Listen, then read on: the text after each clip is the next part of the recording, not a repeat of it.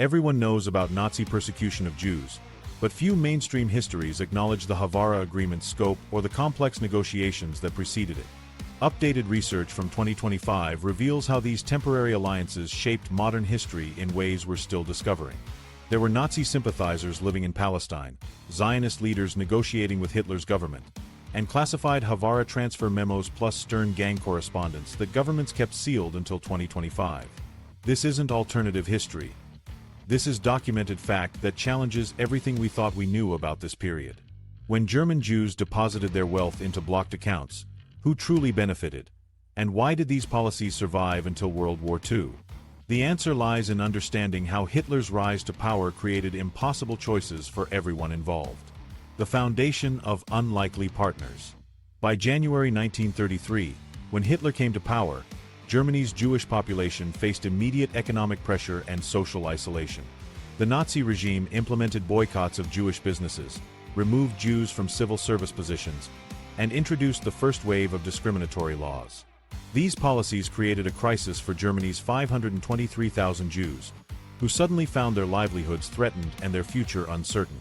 The Nazi government wanted Jews to leave Germany voluntarily, viewing forced emigration as preferable to the more extreme measures they would later implement.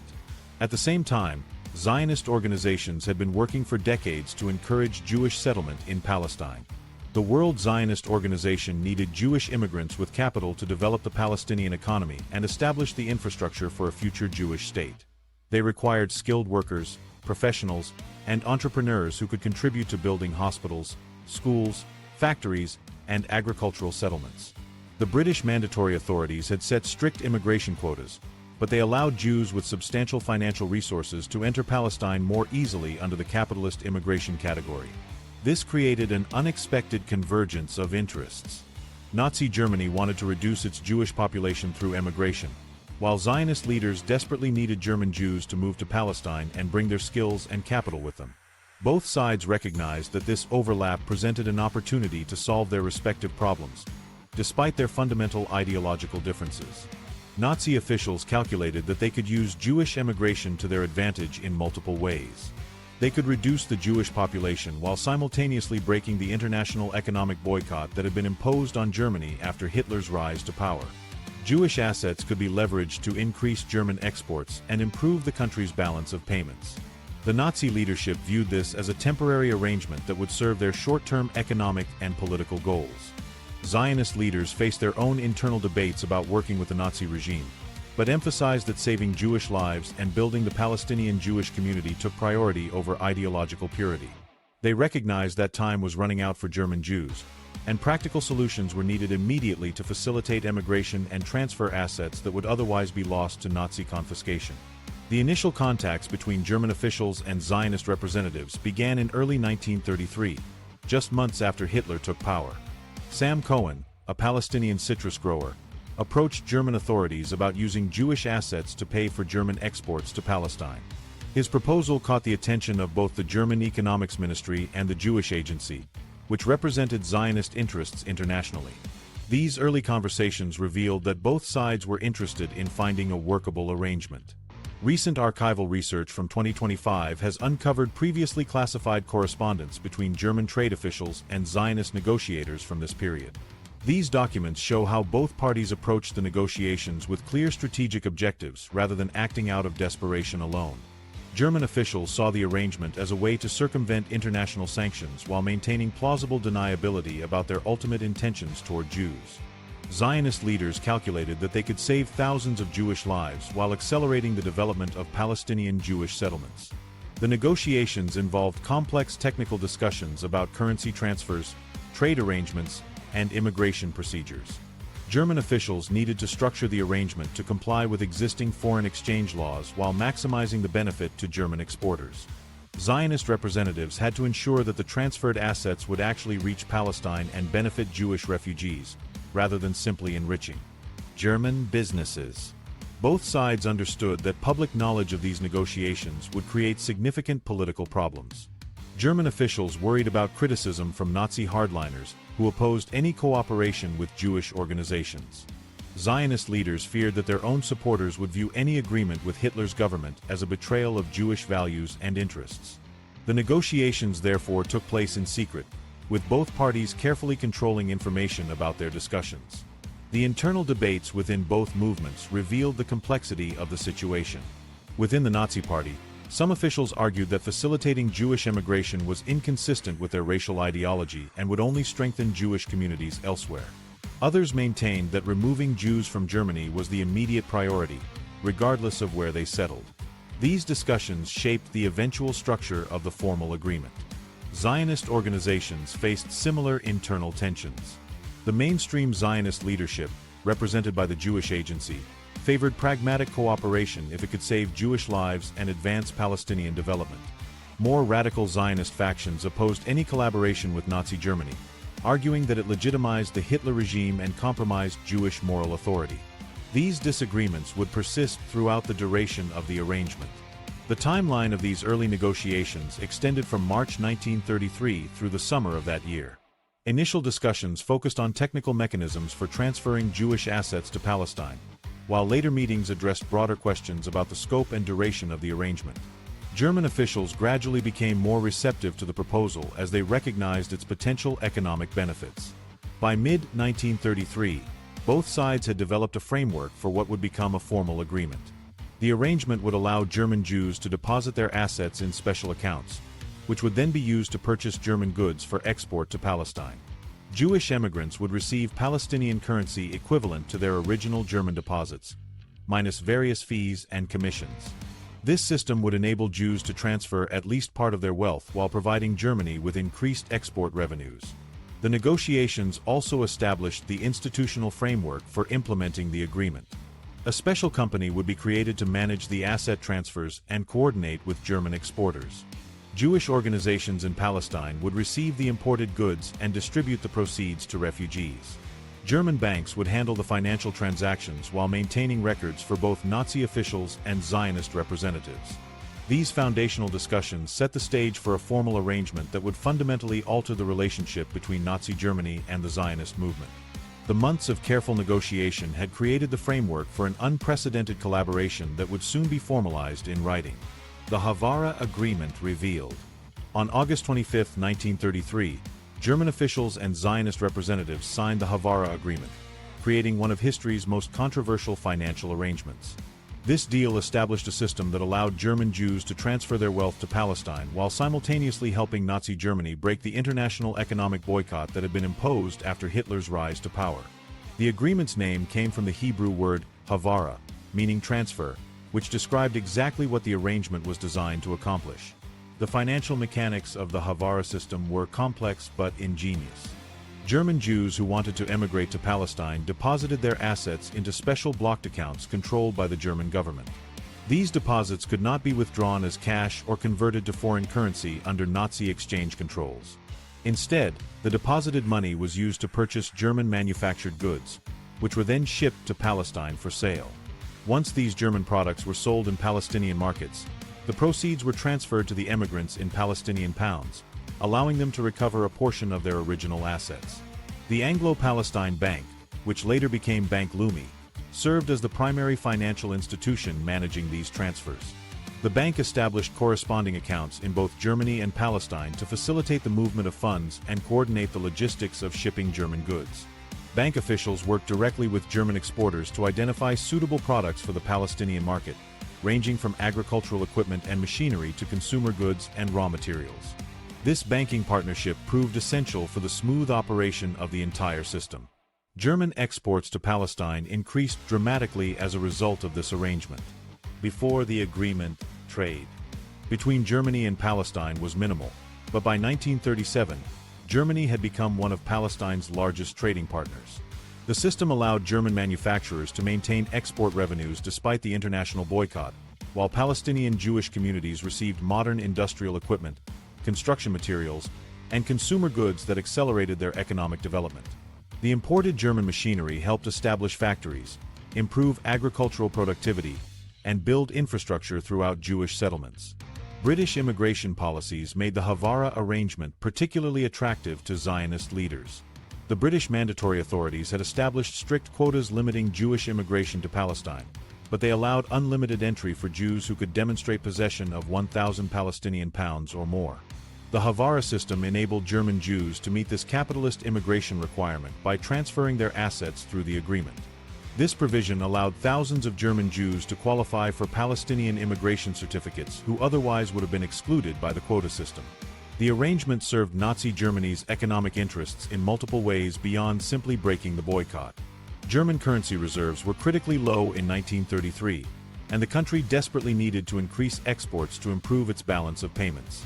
The Havara system provided a mechanism for expanding German trade without requiring foreign currency payments, since Jewish assets served as the medium of exchange. Additionally, the agreement helped Nazi officials achieve their goal of reducing Germany's Jewish population through emigration rather than more violent means. Recent analysis of 2025 government statistics reveals that approximately 60,000 German Jews emigrated to Palestine through the Havara system between 1933 and 1939. The total value of assets transferred reached LP 8,100,000, equivalent to about $40,419,000 at the time. An additional LP 2,600,000 were provided directly by the German Reichsbank in coordination with the Havara Company. These transfers represented a significant portion of the capital that funded Palestinian Jewish economic development during the 1930s. Previously classified documents released in 2025 show extensive internal Nazi debates about the agreement's continuation. Heinrich Himmler and other SS leaders argued that facilitating Jewish emigration contradicted Nazi racial ideology and would only strengthen Jewish communities elsewhere. They worried that successful Jewish settlements in Palestine would provide a power base for international Jewish opposition to Nazi policies. However, Economics Minister Hjalmar Schacht strongly supported the arrangement, emphasizing its benefits for German trade and currency reserves. Schacht played a crucial role in protecting the Havara system from its Nazi critics. As president of the Reichsbank and later economics minister, he had significant influence over German financial policy. Schacht argued that the agreement served Germany's immediate economic needs while the regime developed its long-term racial policies. He convinced Hitler that the arrangement was a temporary expedient that could be terminated once Germany's economic situation improved. Schacht's bureaucratic skills and economic expertise were essential for navigating the complex regulatory requirements needed to implement the transfer system. The Havara system saved thousands of Jewish lives by providing an escape route from Nazi persecution. Many German Jews who emigrated through the program later testified that they would have been unable to leave Germany without this mechanism for transferring their assets. The emigrants included doctors, engineers, scientists, and business owners who made significant contributions to Palestinian Jewish society. Their skills and capital accelerated the development of hospitals, schools, factories, and agricultural settlements throughout Palestine. Critics of the agreement argued that it undermined the international boycott of German goods and legitimized Nazi policies toward Jews. Revisionist Zionist leader Ze'ev Jabotinsky vehemently opposed any cooperation with Hitler's regime, calling the agreement a betrayal of Jewish principles. He organized protests against the arrangement and urged Jews to reject any benefits derived from collaboration with Nazi Germany. Other Jewish organizations worldwide also criticized the agreement, arguing that it weakened international pressure on the Nazi regime. The Havara Agreement created a paradox that troubled many observers. While Nazi Germany was implementing increasingly harsh anti-Jewish policies, it simultaneously cooperated with Jewish organizations to facilitate Jewish emigration. This cooperation enabled thousands of Jews to escape Nazi persecution while providing economic benefits to the regime that was oppressing. The arrangement demonstrated how extreme circumstances could force unlikely allies to work together, despite their fundamental ideological differences. The agreement's implementation required constant negotiation between German officials and Zionist representatives to resolve practical problems and address changing political circumstances. Both sides had to adapt the system to accommodate new Nazi regulations, British policy changes, and evolving conditions in Palestine. These ongoing negotiations maintained a channel of communication between Nazi Germany and Jewish organizations that persisted until the outbreak of World War II ended the arrangement permanently. Yet the official cooperation represented only one dimension of Nazi-Jewish relations in Palestine during this period. The Nazi Party in Palestine. German settlers had established a more troubling presence that operated independently of any official agreements. In 1932, these settlers founded an official Nazi party branch in British Mandatory Palestine, creating one of the most unexpected political phenomena of the interwar period. This branch operated openly within British territory, holding meetings, recruiting members, and promoting Nazi ideology among the Palestinian German community.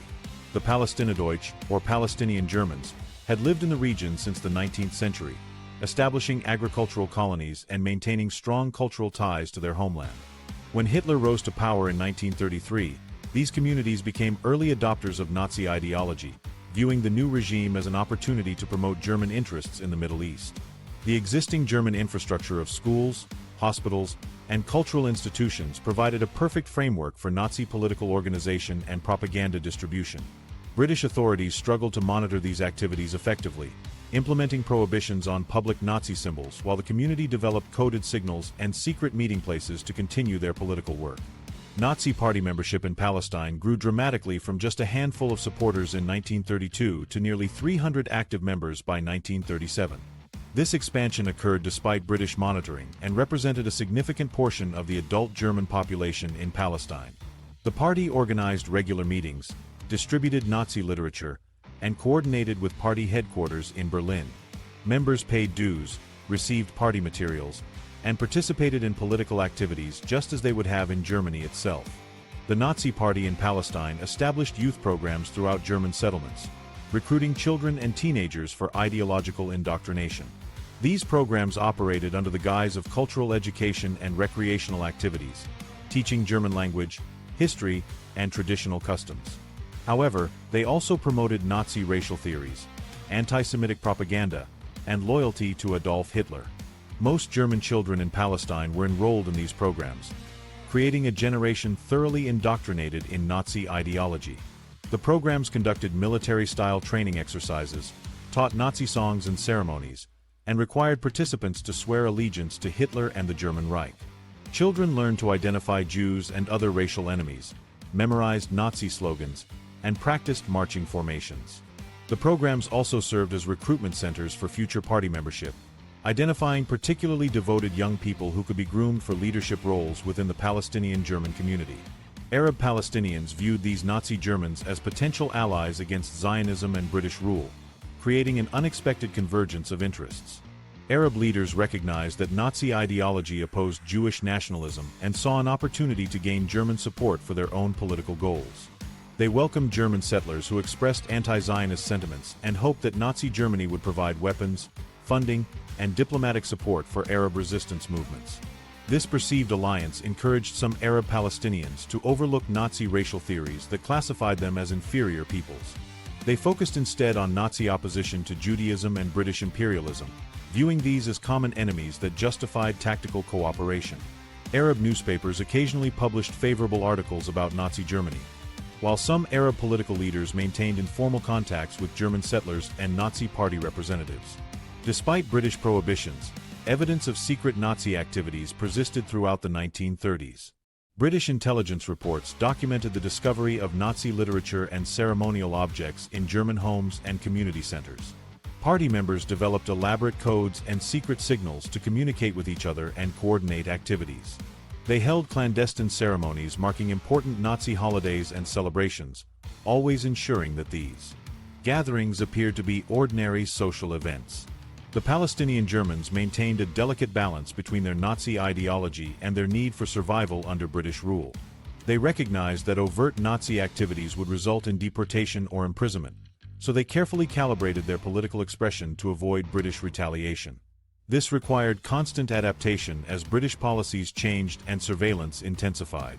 Many German settlers publicly professed loyalty to British authorities while privately maintaining their Nazi beliefs and activities. Some Palestinian Germans served as intermediaries between Nazi Germany and Arab political movements, providing intelligence and facilitating communication. They reported on British military activities, Jewish settlement patterns, and Arab political developments to German authorities. This intelligence network helped Nazi Germany understand Middle Eastern politics and identify potential allies for future operations against British interests. British intelligence services gradually developed more sophisticated surveillance techniques, specifically targeting the Palestinian German community. They recruited informants, intercepted communications, and conducted periodic raids on suspected Nazi meeting places. These efforts revealed the extent of Nazi organization and ideology within the German settlements, but they never completely eliminated Nazi activities. The outbreak of World War II in September 1939 marked the end of organized Nazi activities in Palestine. British authorities immediately classified all German settlers as enemy aliens, regardless of their political affiliations or length of residence in Palestine. This classification resulted in mass internments, property confiscations, and eventual deportations that effectively dismantled the German community's political and social structure. Most Palestinian Germans were interned in detention camps, first in Palestine and later in other British territories. Their properties were confiscated and sold to compensate British war costs. Many were deported to Australia via Egypt, while others were exchanged with German authorities in prisoner swaps. A few German settlers who could prove anti-Nazi credentials were allowed to remain, but they faced continued suspicion and surveillance. The deportations marked the virtual end of the German community's organized Nazi activities in Palestine. The carefully constructed party organization, youth programs, and cultural institutions were dismantled within months. Nazi literature was destroyed, party records were confiscated, and the network of supporters was scattered across multiple continents. Yet even as mainstream Nazi activities collapsed under British pressure, the deteriorating situation pushed some Jewish groups toward increasingly desperate measures. The war had fundamentally altered the political landscape, forcing all parties to reconsider their alliances and strategies for survival. The Stern Gang's desperate gambit. An extreme Zionist faction had reached a conclusion that would shock the Jewish world. Lehi, known to the British as the Stern Gang after their leader Abraham Stern, represented fewer than 300 members but wielded influence far beyond their numbers. This organization had split from Ergen over tactics, with Stern arguing that Britain remained the primary obstacle to Jewish statehood even as Nazi Germany threatened Jewish existence across Europe.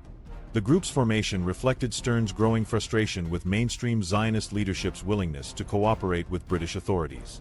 He argued that the British White Paper of 1939, which severely limited Jewish immigration to Palestine, represented an existential threat to Jewish survival that required immediate action. Stern believed that other Jewish organizations were too focused on fighting Nazi Germany when they should have been concentrating their efforts on ending British rule in Palestine. Lehi's ideological framework positioned Britain as the immediate enemy that controlled Palestine and prevented Jewish independence. They viewed the ongoing World War as an opportunity to exploit British weakness and achieve their political goals through strategic alliances with Britain's enemies. This calculation led them to consider partnerships that other Jewish groups found morally unacceptable, including potential cooperation with Nazi Germany. The group's leadership believed that any alliance that weakened British control over Palestine was worth pursuing, regardless of the moral implications. The organization's strategic thinking reflected a cold calculation about geopolitical realities rather than ideological sympathy with Nazi goals. Lehi leaders recognized that Nazi Germany was fighting a global war against Britain and might be willing to support Jewish independence if it served German strategic interests. They believed that a Jewish state allied with Germany would be preferable to continued British rule that prevented Jewish immigration and blocked the creation of an independent Jewish nation. This reasoning ignored the fundamental reality that Nazi ideology viewed Jews as racial enemies who could never be trusted allies. In January 1941, Lehi sent a formal proposal to Nazi officials offering military cooperation in exchange for German recognition of Jewish independence in Palestine. The document outlined specific terms for collaboration, including Lehi's willingness to fight alongside German forces against British positions in the Middle East. The group promised to mobilize Jewish resistance fighters to attack British installations, disrupt British communications, and assist German military operations in the region. They offered to coordinate their activities with German intelligence services and provide local knowledge that could help German forces operate effectively in Palestine. The proposal emphasized Lehi's anti-British credentials and their commitment to ending British rule through armed resistance.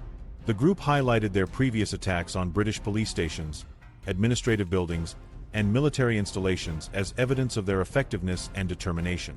They argued that Jewish fighters familiar with local terrain and conditions would be valuable allies for any German military operations in Palestine. The document also suggested that a German-supported Jewish state would serve German strategic interests by creating a reliable ally in the Middle East. Lehi's offer included specific commitments about post-war cooperation with Nazi Germany. They promised that an independent Jewish state would maintain friendly relations with Germany and support German economic interests in the region. The group suggested that Jewish technical expertise and organizational skills could contribute to German development projects in the Middle East.